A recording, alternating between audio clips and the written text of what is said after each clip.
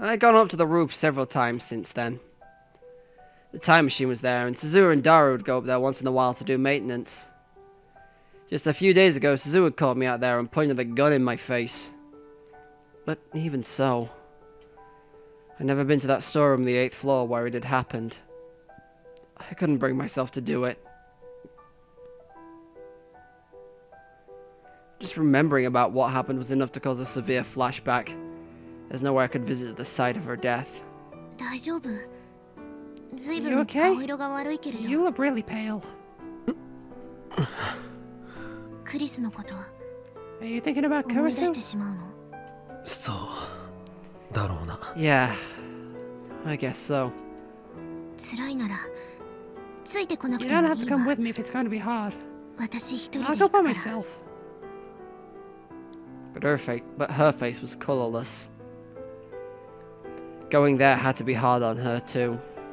But even so, she was trying to come to grips with Kurisu's death.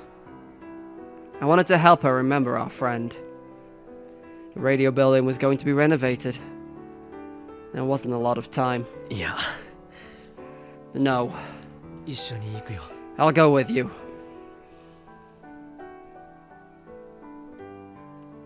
Half of the shops have already been removed to another building to make way for the renovation. But many of the shops on the 7th floor were still open.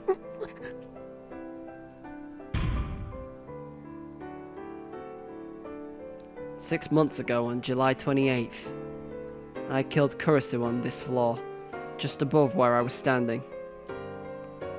With my own hands. Is this the place? Yeah. No. It happened on the next floor. That's what I was told.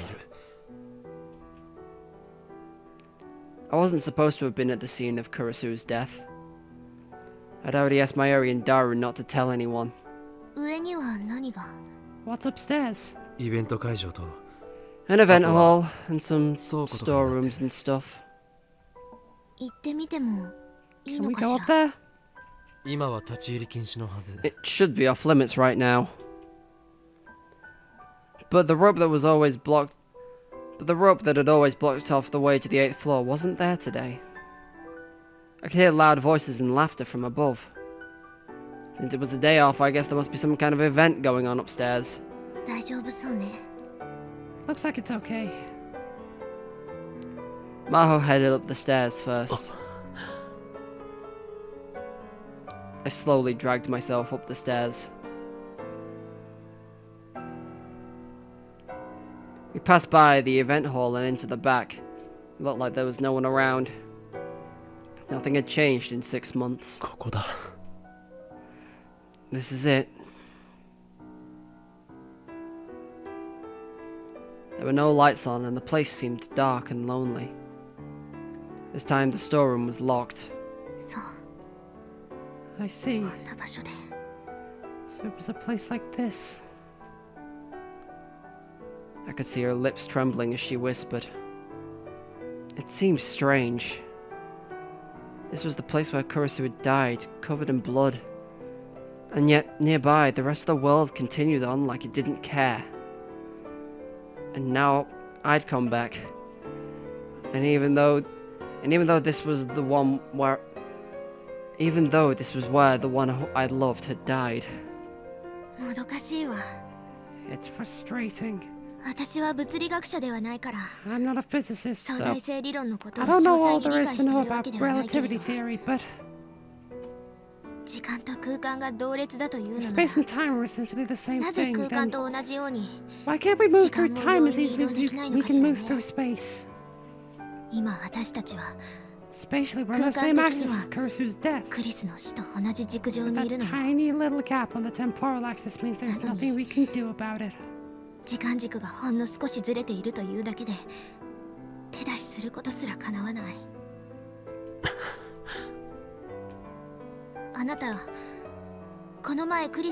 asked Kurisu. I mean the Amadeus Kurisu an interesting question before.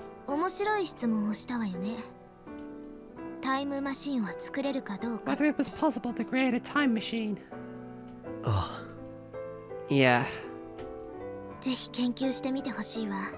I'd love it if you could look into it. I'd volunteer for the first man tests. I couldn't tell from the tone of her voice if she was being serious or joking. She laughed sadly. Oh god, what?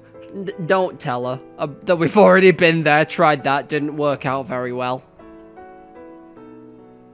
Time machines are real, you know. And there's one right above us. What would she do if I told her that? Would she blame me for giving up on saving Kurisu? And say she'd go back to the past herself? Okabe. Can you tell me about how Kurisu died? I don't know the details. I don't really know myself. Didn't I tell you that before? But you know more than I do, right? I was in America. What was Kurisu doing in a place like this?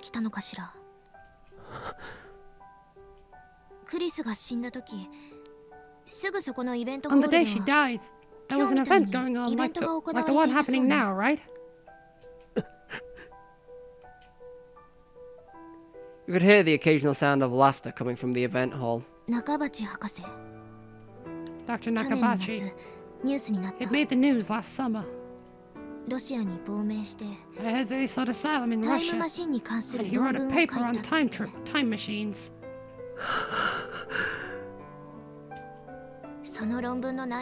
Supposedly, the paper itself was terrible. But that made me remember something. Those guys who set fire to the Kurisu's house in America were speaking Russian. Is that a coincidence, you think? I think the two events are connected somehow. So I decided to look into Dr. Nakabachi. But strangely, there's barely any information on him. If you look online, you won't even find his real name. Most blogs and websites that talk about Nakabachi are gone now, and all of them disappeared in the last 6 months. Tell me, what the hell was Kurisu caught up in? Is it perhaps still going on? Are you hiding something? Her eyes were pure and sought the truth. Kurisu used that exact same look in her eyes all the time. But you shouldn't get involved out of curiosity. I'm done with all this. It's too late. I'm already involved. I've been wondering if the reason we were attacked before wasn't because of me.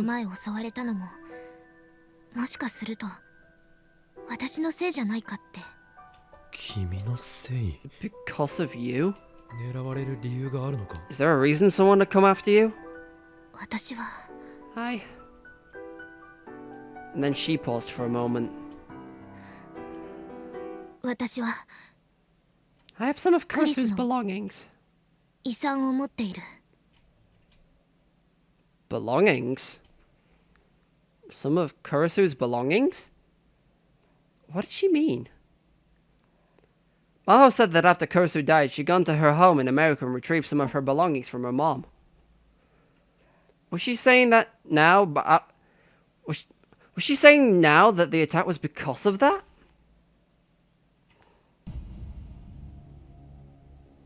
My mind began to race. Russia, where Dr. Nakabachi had sought asylum. The people who attacked Kurisu's home spoke Russian. And just a few days ago, the Russians, probably, had experimented with changing the past. Suzuha has said that World War III would be set off by the time machine. The time machine. Nakabachi's paper? The paper he'd written about in the time machine. The cause of the Third World War. miraculous, nightmarish paper which would cause the death of 5.7 billion people. The time machine he discussed at his press conference was a rip-off of John Titor's. But the one in his paper was different. I'd never managed to read it though. My guess was that Kurosu had showed him the original that she'd written on July 28th, and his paper was an inferior copy. Kurosu had written down instructions for making a time machine. I shuddered.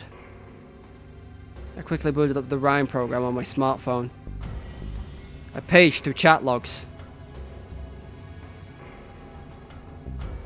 The hard drive and laptop contained the data for the original version of Nakabachi's paper. Maybe Kurosu's paper.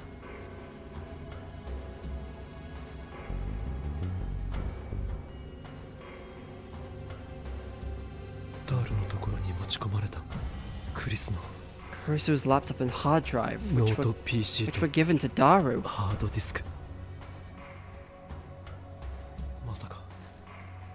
Was the person who gave them to him? I looked at Maho. She looked back at me without smiling. And she nodded. Yeah, it was me. From Maho's perspective, there were too many things about Kurosu's death that didn't make sense. Maybe that was why she decided to look into why Kurosu was killed. Of course, he'd assumed that there were hints hidden inside her laptop and hard drive. But if my hypothesis was right, the laptop was too dangerous to be allowed to exist. It was Pandora's box, with the power to unleash the Third World War. Why didn't you tell me? At first I didn't know that you and Hashida were friends. It really was just a coincidence that I gave it to him. And it seemed to me like you were hiding something about Kurosu. Do you really think I'd tell you everything? It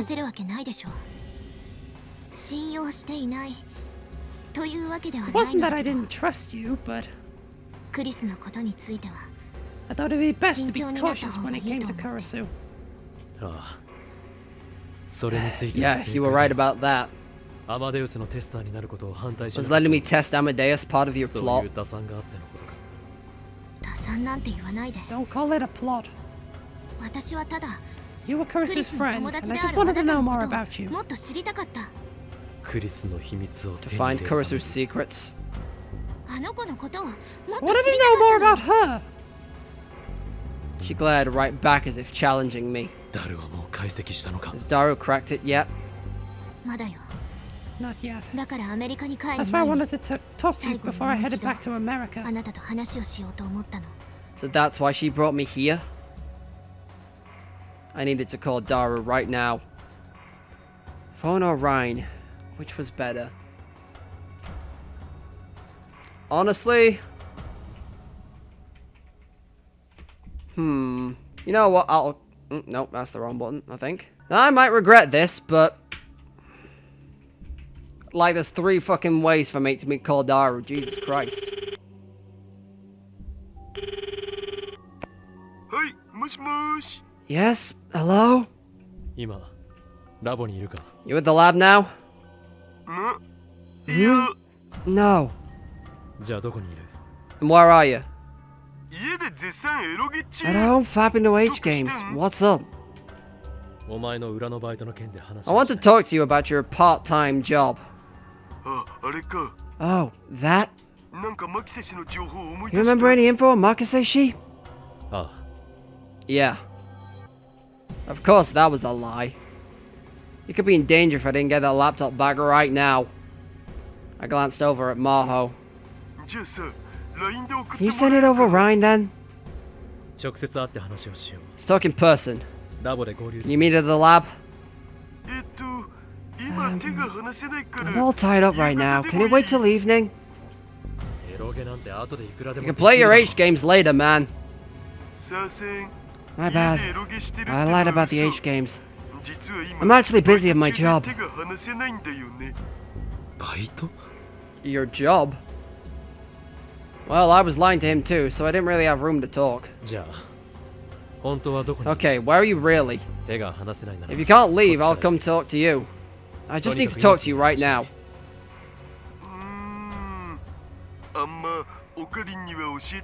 I really didn't want to tell you. I do a lot of dangerous work. Oh, whatever. Fine, come to the address I give you.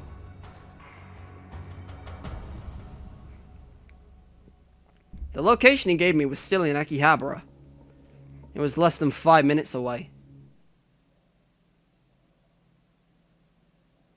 Down an alley, a few turns off the main strip, all the hustle and bustle of the crowd completely disappears. We're on the 7th floor of an old mixed-use building. We were in Akihabara, at the center of Tokyo, in the middle of the day on Sunday, and still the alleyway we'd come to seemed lonely and abandoned. There we found the shop Daru told us about.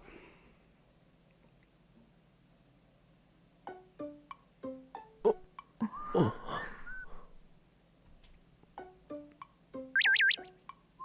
was a cute anime style sign on the steel door that read, "Cosplay media at Akihabara. We're open. Please come on in." Oh, hey! Group chat. This is a thing now. I'm out shopping with Luca.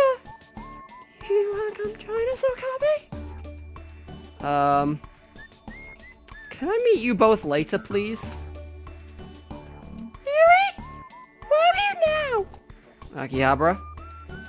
Then we should meet you in Akihabara once we're done shopping. No, I'm headed home once I'm done. Meet me there. Don't come to Akihabara under any circumstances. Why? Because I say so. Just wait for me.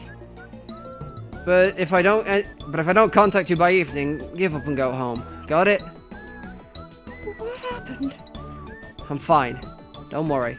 Okay, if you say so, Okurin. We'll wait until evening. See you later, okay?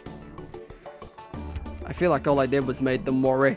I'm real bad at that.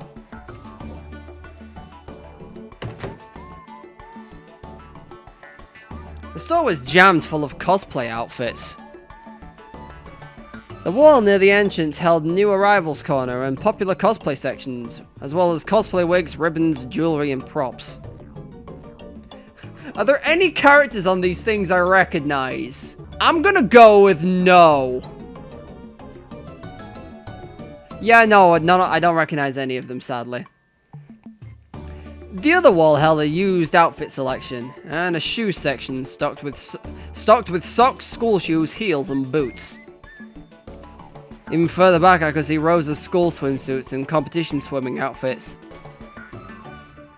It looked like the place sold mainly to girls, but this clearly wasn't a location where women would feel comfortable. The other tenants in the building were all shabby shops with names like Drops of the Spirit God Inc., Space Radio Receiver Sales, and Flower Petal Video Project. You ever been here before? No. Last time we met, it was in a different building. Wasn't much better than this one, though. I see. I felt like I'd seen Daru's dark side. The shop was completely silent. There were no customers other than us. There was a thin man with long hair at the counter who looked like he worked here, but he didn't even raise his head up from his magazine when we came in. To be honest, ever since I'd entered, I worried that someone would think I was up to something illegal.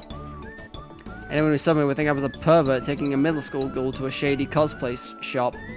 I might have said ghoul there. I apologize, Maho. Hey, Okarin! Over here! Daru appeared from the back of the shop. There'd been no sign of him a second ago. Wait, Mahotan's with you too? Would you stop calling me Mahotan? Why? It's cute! I feel like I'm being insulted. Forget that. Where'd you come from, Daru?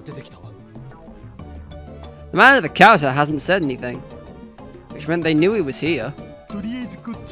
Come with me. Daru headed to the back of the store. One of the rows of hanger racks holding idol cosplay outfits was pulled forward, and behind it I could see a curtain. Past the curtain was a tiny space that led to a door marked staff only. If the hanger rack hadn't been moved, I'd had no idea this was here. It's like an old ninja mansion. Okay, this is where Daru works, and I can get behind this. Let's see, what's he got on his desk? I mean, I don't recognize any of them other than what look like, I was gonna say Gundams. I don't know. Although I feel like I recognize the pink-haired girl. I just realized I have my mouse now. I can like point with stuff. I feel like I recognize this one. I don't know why or where from. I just feel like I do. Anyway, let me put that back in the corner so it's not distracting.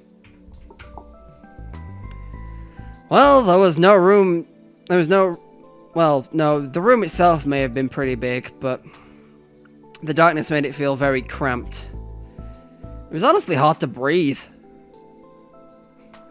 There were 4 desks in the center surrounded by metal racks.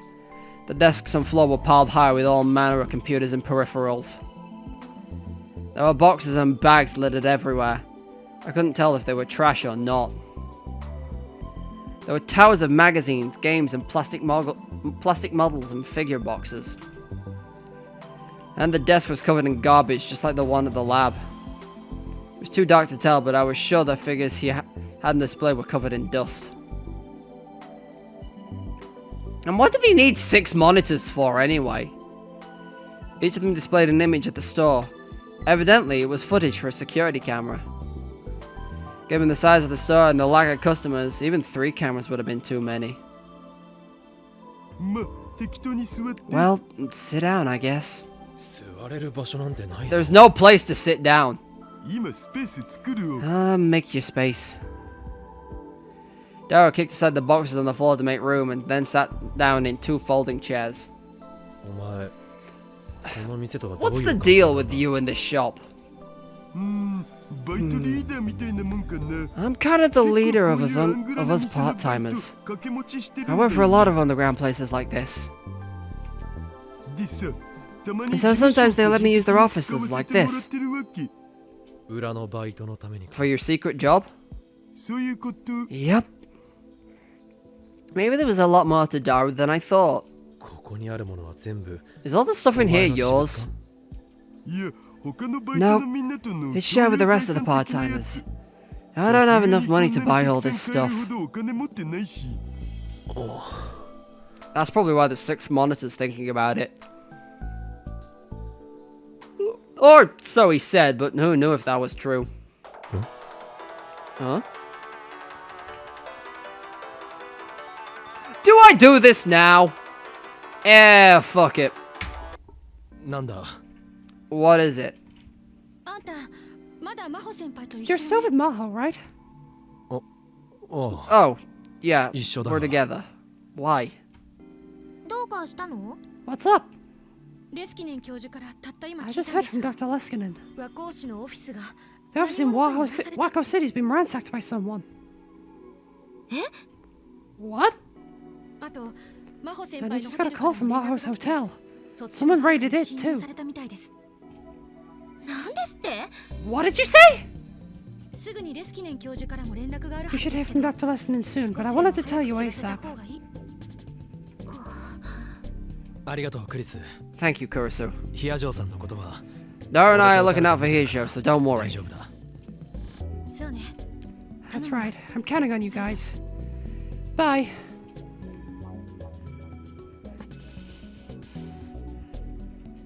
Maho looked down and bit her lip. This is what I was afraid would happen. They're after Kurisu's laptop and hard drive. Huh? Seriously? We should probably move. I think this place is safe though. I've got a bad feeling. Intuition, you could call it. Got it. Oh, where is the laptop and hard drive? Daru sighed and grabbed a locked, fire-resistant case off one of the racks. He opened it. Is that where he hid it? The laptop was a deep red Japanese model with a 12-inch LCD screen. The hard drive was an American, but from a brand of... The hard drive was American, from a brand known for equipping its drives with shock-resistant rubber case. Let's take it and get out of here. Both Maho and Daru nodded silently.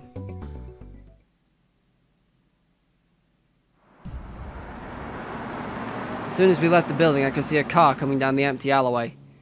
It was a big American RV. We quickly hid ourselves in out of the shadow of another building. My intuition was right. The RV stopped in front of the building we just left. 3 men came out.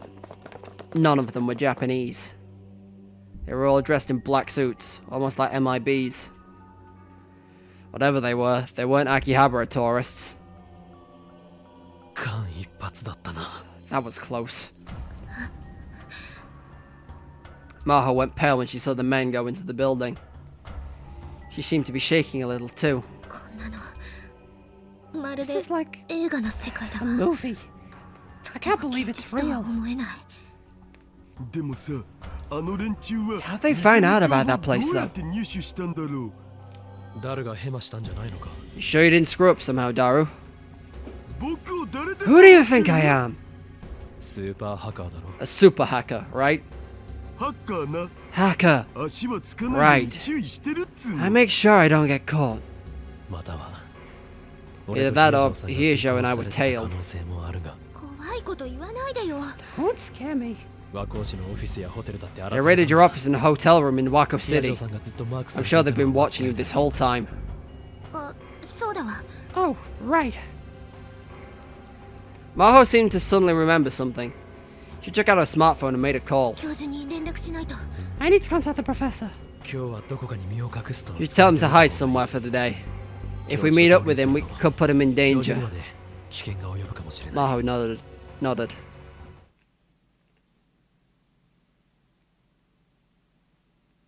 Ah, now we get the story from Maho's side. Rintaro took Maho to Faris Nyanyan's home. It was on the top floor of a high-rise building in the center of Akihabara. I do not feel prepared to do the Faris voice. Well, hold on, I need my emergency medical supplies. I'll be right back. Ah, rum don't fail me now! Look, it may seem like I drink a lot, but I swear, I don't have a problem. Yet. It just helps numb the pain sometimes. If nothing else, it was sure to be more secure than the ancient building they'd just been in. Faris welcomed the two of them, offering for food and a place to sleep. Daru returned alone to the Future Gadget Lab to meet up with Suzuha.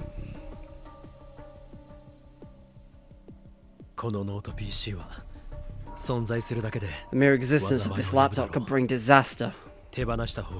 We should get rid of it. Once they both calmed down, she started to talk to him about what they were going to do with Kurisu's computer. He didn't budge an inch. Usually he was an introvert who never pushed too hard for anything, but this time he was extremely stubborn. Of course, so was Maho. I at least want to crack the password and see what's inside. Right now we can't do that, but... There's no time for that. We should get rid of it now. The best thing would be to destroy it. Destroy it? But this is something Kurisu left us, you know? I thought you were a little more logical than this. I didn't think you were this cold.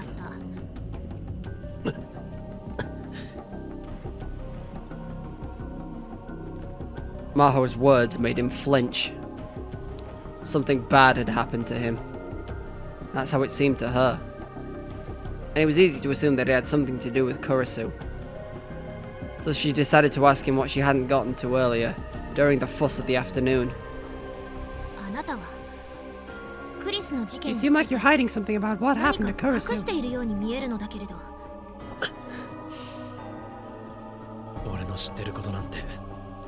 What I know doesn't matter. Maho could tell he wasn't going to share. If they hadn't been interrupted this afternoon, would he have told her? Anyway, what should we do with this computer? That computer isn't just something an old friend used to own anymore. It's at the center of an international power struggle. What kind of crazy conspiracy is this? You still think it's a conspiracy theory after what happened today? You saw those foreigners in black suits, didn't you?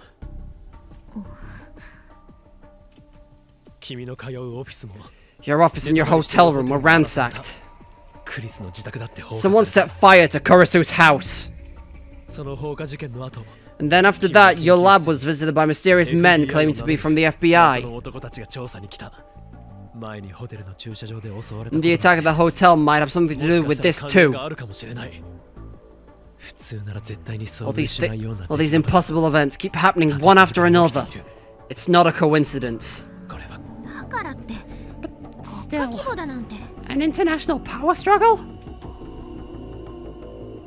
The whole thing just seemed a little too much of a stretch to her. Trying to connect every single event was a trap that conspiracy theorists often fell into.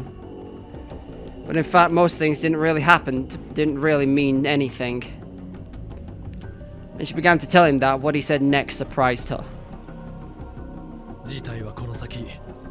John Titor's prophecy is going to come true now. John Titor? Maho had never heard that name before. A time traveler from the year 2036, who appeared on American message boards 10 years ago. I know for a fact that he's real. I've met him myself. John Titor says World War III will occur in 2015. The cause will be a time machine. Is it bad that when he said 2015, I still looked at my watch and was like, yep, thankful that didn't happen. Although, like, looking outside, I don't know if we got the better timeline or not. You know what, now that I think about it, 2020 is probably a good year for Divergence, but that's by the by. Are you making fun of me? I'm being very serious. You wanted to know about Dr. Nakabachi, right? He's Kurisu's father. It's possible that Kurisu may have been involved with the paper he wrote. What did you say?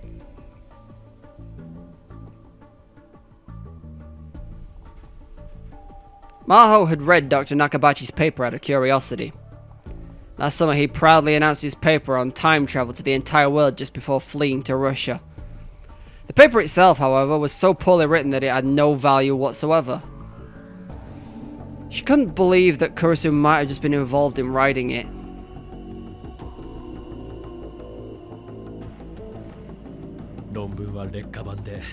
But what if his version was an inferior copy of an original that Kurisu wrote herself?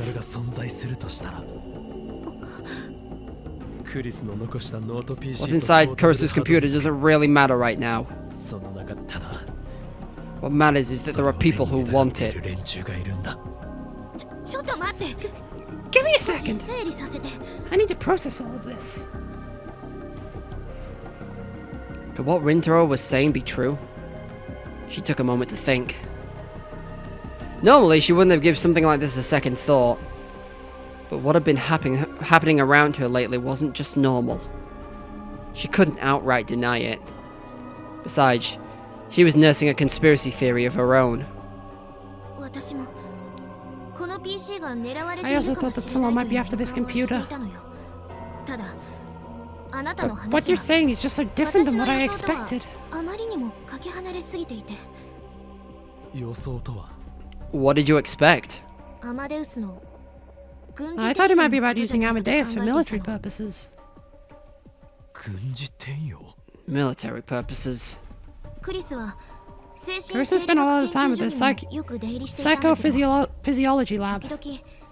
She said sometimes she'd be visited by people who looked like they didn't belong there at all. He said that they were... She said she thought they were from the Department of Defense. Can Amadeus kill someone? And how? Well, for example, you could take the memories of a veteran pilot and copy them and use them to control drones. And remember what I said about medical applications? Man, this seems like a long-ass time ago now. You mean copying memory data back to the brain? Yeah. If you could alter memory data and then send it back to the brain, you can make soldiers who didn't feel fear, or who could carry out any kind of unethical mission without hesitation. So, brainwashing. What we've got here isn't Amadeus, it's MK... No, it's not quite MK Ultra. No, we're not using LSD to check if people have telepathic abilities. I thought that was that Cursor had found proof that they were running experiments like that.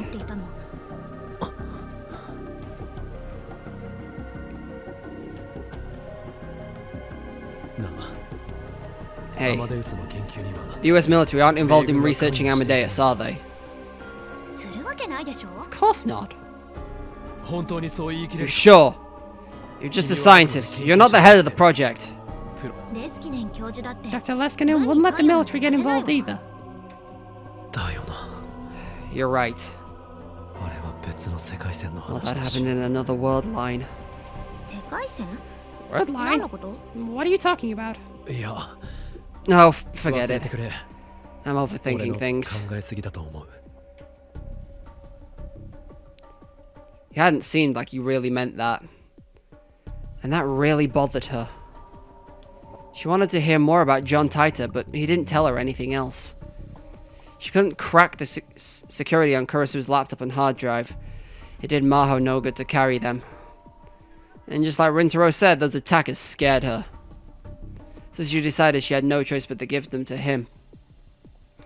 He didn't tell her whether he was going to destroy them or not.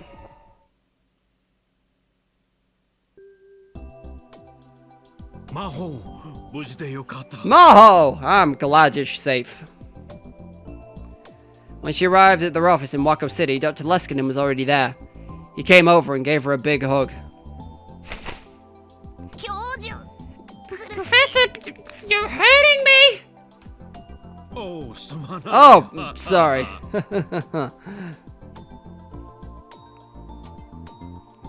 She said that the office had been ransacked, but whatever had happened had already been cleaned up. Did you clean up, Professor? It was ransacked, but only your and my things were here, so there wasn't a lot to begin with. I left the rest in the hands of the police. 2 days had passed since the office had been ransacked. Maho had spent both of them at Faris's home, and only today had she gotten in touch with Dr. Leskinen and gone to Wako City to get her things. They were both going back tomorrow, just as planned. That meant they were saying goodbye to this office. You still haven't caught the guy who did it, right? Yeah. It's been one thing after another since we came to Japan, hasn't it? It sure has. The two of them looked around the empty office. It's been a busy 2 months. So what did you think, Maho? Japan's your other homeland, right? What did you make of it? I can't wait to get back and start on my research. I feel like I've been doing nothing but putting reports together for the past 2 months.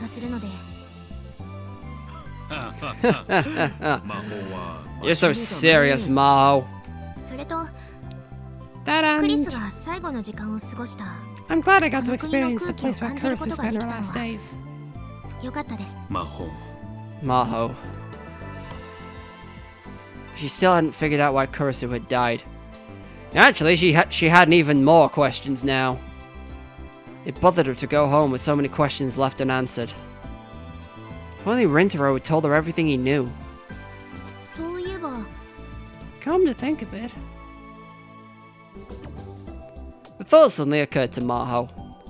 What are we doing with Amadeus's tester? Of course, she meant Okabe Rintaro. If both Maho and Leskinen were heading back to America, that meant that his time as a tester was over. That's right. For some reason, the professor was taking a moment to think it over. She wondered what there was to think about. Why not have him continue being our tester? Huh? Are you serious? It's a fact that speaking with Lintaro has caused Kurisu to react in new ways, correct? And I'm planning on additional testers in the future, not just him. Is that safe from a security standpoint? Japan and America are too far apart. If something happens, we won't be able to deal with it. That'll be fine. I believe in Lintaro. It's not about whether you believe in him or not. If he stays on as a tester, you'll still be able to talk to him, you know. What? I don't have anything to do with this. Are you sure about that? I'm sure. And I'll take over dealing with Lintaro. That doesn't bother me. It still seemed like he wasn't telling her something, but she was too embarrassed to question him further. It surprised her, though, that he was so focused on Rintaro. He seemed to have taken a real liking to him ever since they first met. Did he simply like the guy, or because he was Kurisu's friend? Or was there something else? She didn't know. I hate that I'm starting to get suspect and Leskinen, but it's just a thing that happens with these Steins Gate games. Also, I've just had a realization. I've not seen Moeka in like weeks, and that concerns me. Next day, Maho and Dr. Leskinen returned to America via Natira Airport, just like they planned. Rintaro come to see them off, and he was very surprised when Dr. Leskinen told him he could continue being a tester. And then half a year passed. Jesus Christ.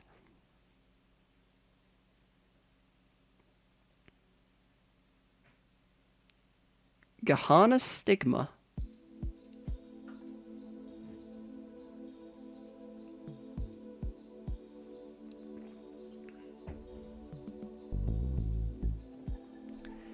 Victor Crondria University's grounds were dead quiet.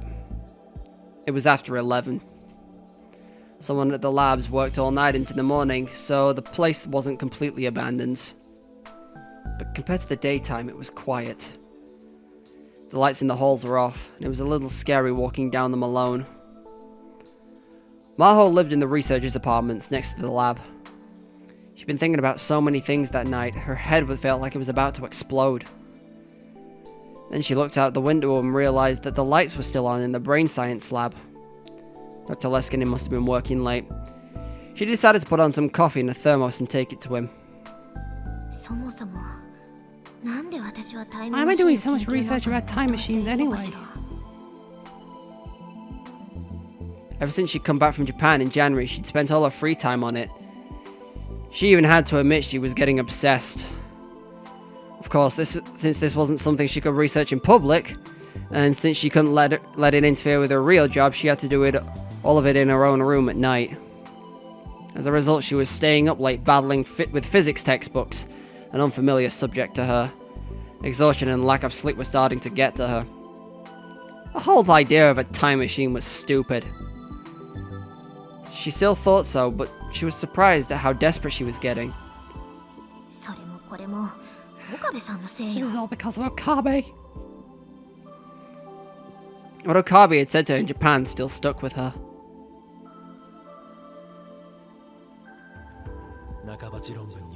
It's possible that Kurisu may be involved in the paper he wrote.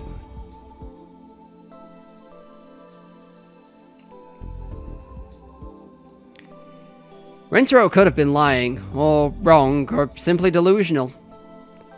But part of her wanted to believe it was real. Of course, from what she'd seen in Dr. Nakabachi's paper, she didn't want to believe Kurisu was involved. It was just that bad. But...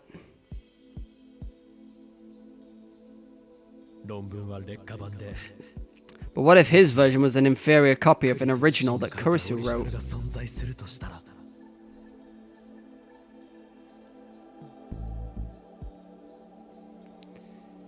If she could have written it off as a slim possibility, everything would have been so much easier for her. But it was just like her, she thought, to be unable to do that. I want to find what Kurisu found. That desire was what drove her to action. But the more research she did, the harder it seemed. It was so hard she was starting to lose faith in what she wanted to believe.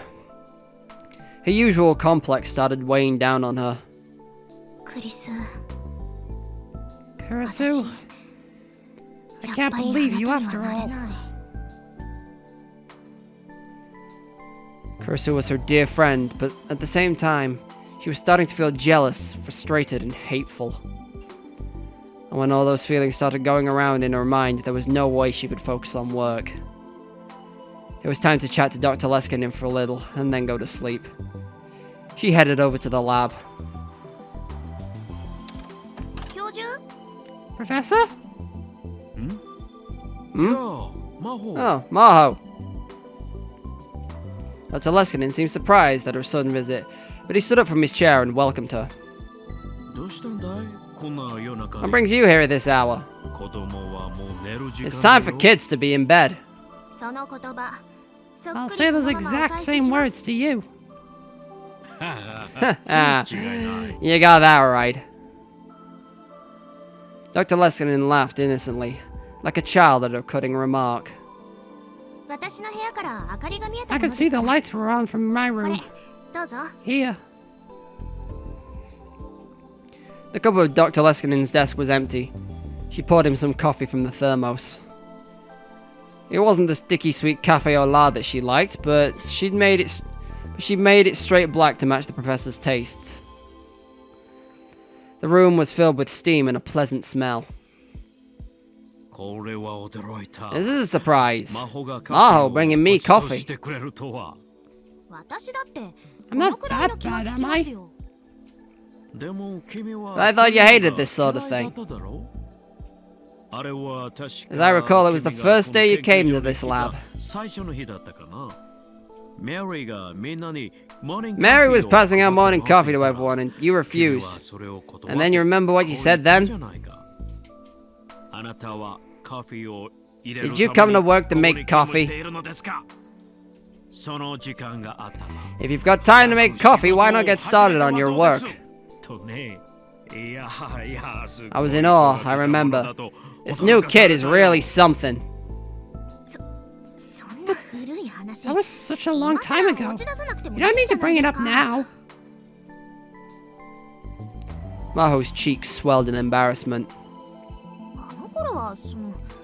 Back then I was... Well, everyone called me the genius girl. And I kinda let it go to my head. I know better now. Mary was another scientist at the lab. After Maho had apologized, they'd gotten on to be friends. You're so mean, Professor. I'm never making you coffee again, okay? Just as she was thinking about taking the coffee she poured back. That's right, Professor. Don't be so mean to Maho. She heard a voice from Dr. Leskinen's computer. Oh, Kurisu? Yeah, it's me. I was just examining her program. She moved around to where she could see the monitor, and sure enough, the Kurisu CG model was displayed on it. Good evening, Maho. Sorry to see you working so late. Maho chuckled to herself. Kurisu was a program running on a computer, but she still couldn't stop herself from saying things like that. After all the time they'd spent together, Kurisu was no different than a human to her. I'm not being mean to Maho. I'm actually quite impressed from what I saw, from what she said to Mary. I thought that she was very logical, very cool-headed, and very entertaining. That's why I made her my assistant. Of course, I don't mind the new, nicer version of you. Dr. Leskinen gave a wink as he reached for his coffee cup. Thanks, I'll have some. As he drank his coffee, he grabbed the corner of his eyelids and gave them a little massage. He was acting cheerful, but evidently he was really tired. So what were you doing with the program? Oh, you know, for the paper I'm writing. The mechanism Amadeus uses to lie? If we could figure out the part of the program, we could learn more about how humans lie, you know?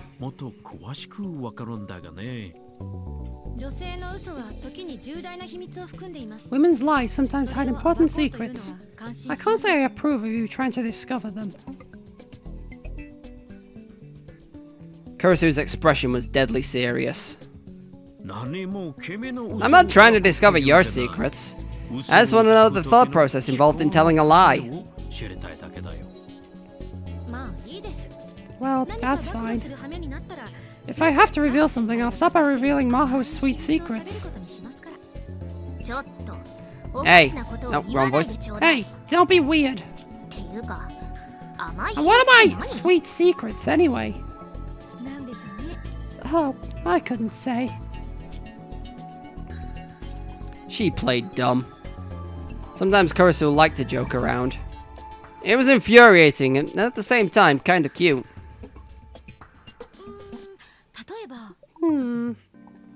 For example... Do you think I didn't know about the stuffed animal that he got you at the arcade?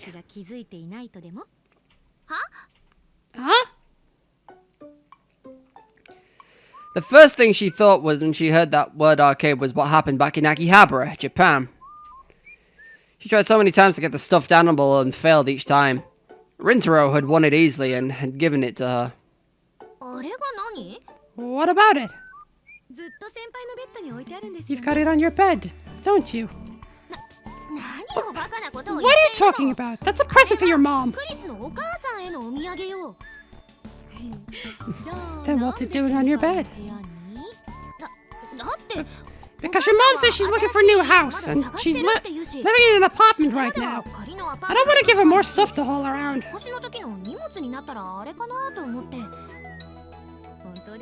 Really? Really? Anyway, that stuffed animal is an important reminder of you. What's wrong if I snuggle with it while I sleep?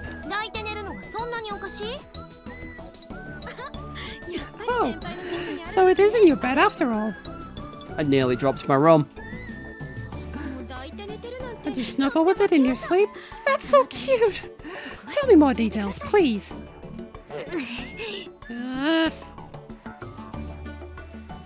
That stupid computer program had tricked her. By the time she realized, it was already too late. Both Kurisu and Dr. Leskinen, who had been listening the whole time, were smiling at her.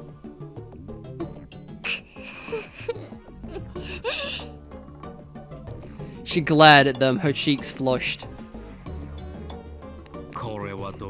Looks like Kurisu won this round, huh? It doesn't matter who won or lost. I'm going to bed. Good night. She turned to leave Dr. Leskinen's office, fuming. But before she could leave, Kurisu got in one final parting shot.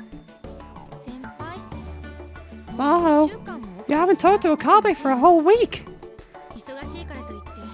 If you keep putting off talking to him because you're busy, you're gonna regret it later, okay? Listen. Are you really that insistent on getting me and Okabe together?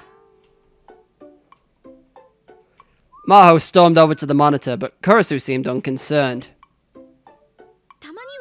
Do you ever think about seeing him in person again? Nope. I see. Well, that's a shame.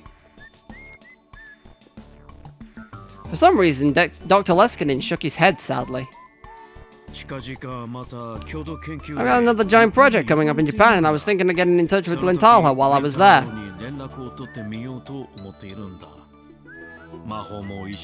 I was wondering whether I should invite you. I guess not. Huh? She'd heard nothing about this. Most of the time, whenever the professor had a project coming up, she'd hear about it through the school's network ahead of time. You're going back to Japan? Yeah. She had to stop herself from immediately saying that she wanted to go. If she did, Dr. Leskinen and Kurisu would make fun of her again. But she didn't want to miss this chance. There was still a lot she needed to do in Japan. More than anything, she wanted to talk to Rintaro in person, about the time machine, and about Kurisu. It definitely was not because she just liked talking to him.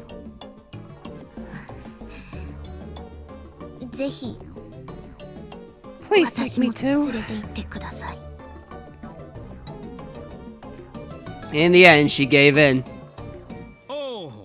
Oh, you've finally become honest about your feelings. Let's come up with a plan to tell him how much you love him. Come on, guys. Maho was starting to get tired of dealing with them. Well, joking aside, I'm honestly not sure if I can take you or not. What do you mean? A lot happening in Japan, right? The brain science lab is very concerned.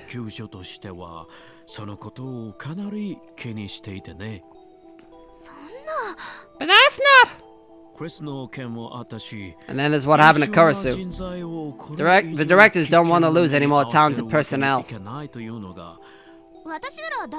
I'll be fine. I was fine last time, wasn't I?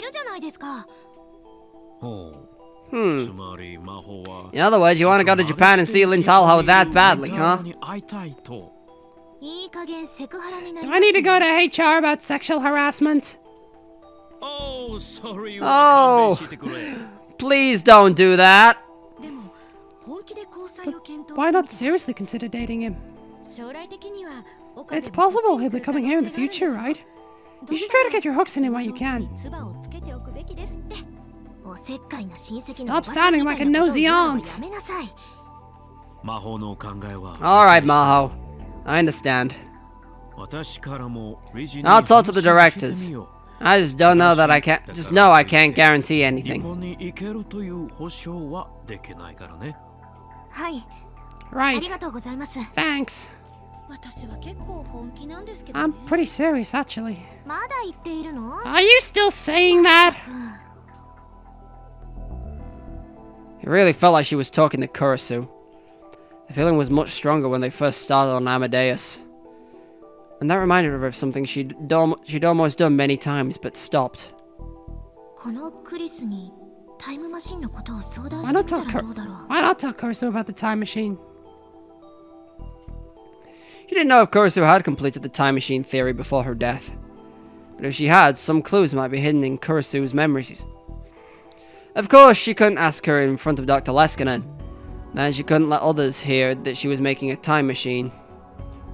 If the rest of the lab found out, they'd make fun of her for sure. It wasn't even her field of research to begin with. Okay, Professor. I'm going back to my room. Maho took her thermos and was about to leave the lab.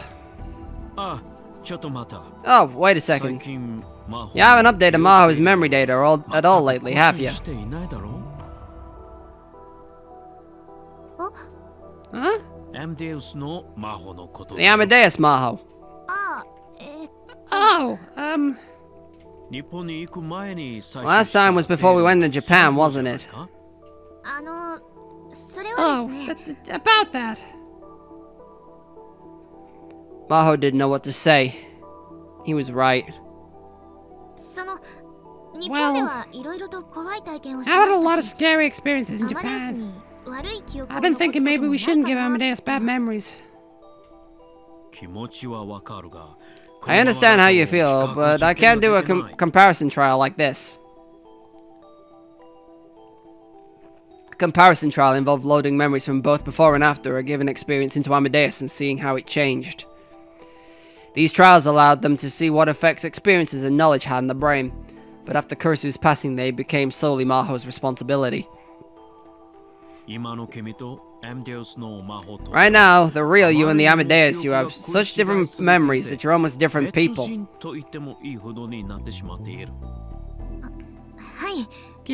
Yeah, that's true. At this rate, I'm gonna have to take you off the project and ask someone else to do it.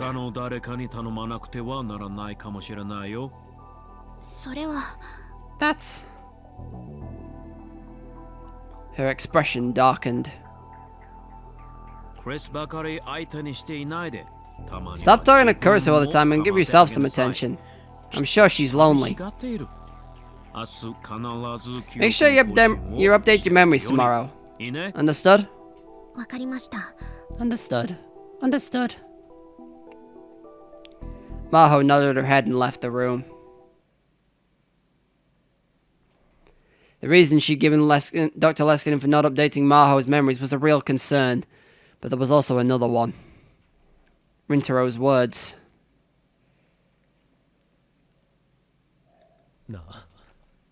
Hey, the US military aren't involved in researching Amadeus, are they?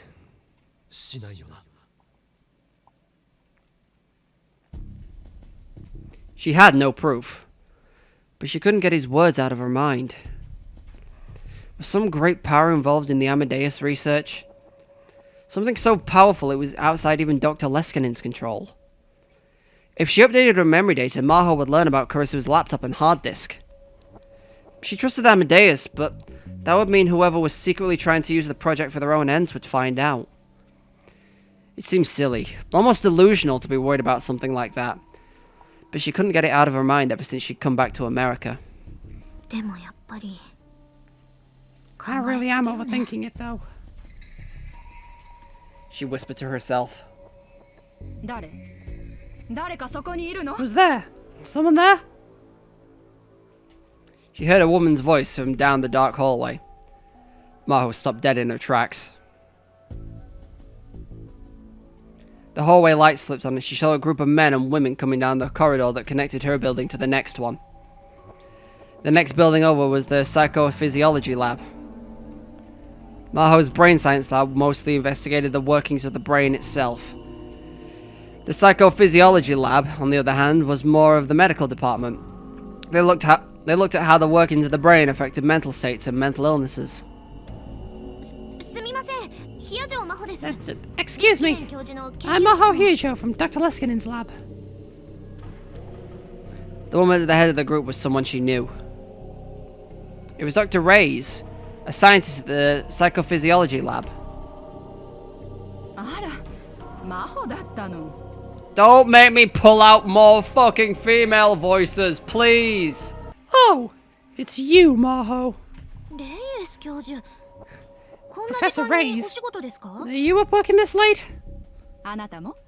You too? Yeah, I suppose. We're both addicted to our work, aren't we? Judy Reyes' eyes narrowed beneath her glasses as she laughed. Where's Alexis? Still studying in his office? Yeah, he's working on Amadeus. He really is dedicated. Sometimes I wonder if he doesn't think it's his own daughter. Are you going to see Dr. Leskinen at this hour? If it's an emergency meeting, I'll go too. No need for that. I'm having some trouble with my research. I want his help and I want it now. There wouldn't be anything you could do, really. Oh, don't take that the wrong way, but thanks. Dr. Reyes kept smiling as she walked past Maho towards the lab. The other scientists followed her. I'm concerned! I'm massively concerned. A problem with her research? What could it be? She took a closer look and saw that she didn't recognize one of the people in the group. It was hard to say why, exactly, she noticed him, but he just didn't look like a scientist. When you spend enough time doing research, you start to get a feel for people who are in the same line of work. But he had a totally different air about him, and what was worse, he was behaving extremely rudely toward Dr. Reyes. If he was one of her staff, he wouldn't act like that. And while everyone was wearing white lab coats, he was wearing a freshly pressed suit. It just didn't feel right. She was about to head back to her room when...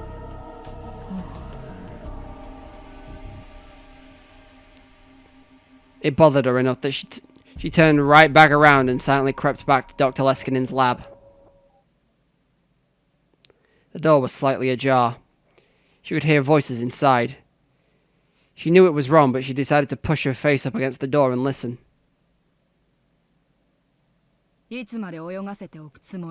How long are you going to let him hang on to it? It's a valuable source of information. I hate to tip him off and have him destroy it. Either way, we're leaving for Japan this month. I plan on getting it back then. Can you explain why you've dragged your feet for the past 6 months over this? I have a feeling that they're still hiding something we don't know about yet. I tried using Amadeus to get it out of him, but they're talking about Okabe and the time machine research. He's a very cautious boy, our Okabe Lintalo. Why not use your special treatment on Maho? I don't think she knows anything. Maho started to panic when she heard her name. And then she realized she made a big mistake. She was so focused on listening to the conversation that she pressed her shoulder into the door. The door to the lab wasn't very well built. There was a loud creak and everyone in the lab turned around. Who's there? She knew she should probably run, but her body refused to move. She couldn't understand what she was hearing, and even after they found her, she couldn't move. She couldn't believe it. She didn't want to believe it. This was worse than being in a thriller, she thought. The other scientists who were with Dr. Reyes grabbed her arms tightly and dragged her into the room. Professor? What were you just talking about? Dr. Leskinen looked a little sad as he walked over to her. His huge body leaned forward and peered into her face. Oh dear. You heard, didn't you? Well, it's good timing. Maho. Remember that trip to Japan you were just talking about? You're going to come with me after all. She didn't know what he meant. Weren't the directors opposed to it? Was it something Dr. Leskinen could decide on his own? What was good timing? Confused, she glanced over at the computer screen. But Kurisu was no longer there. The one thing she knew was... Okabe's words weren't the ramblings of a conspiracy theorist after all.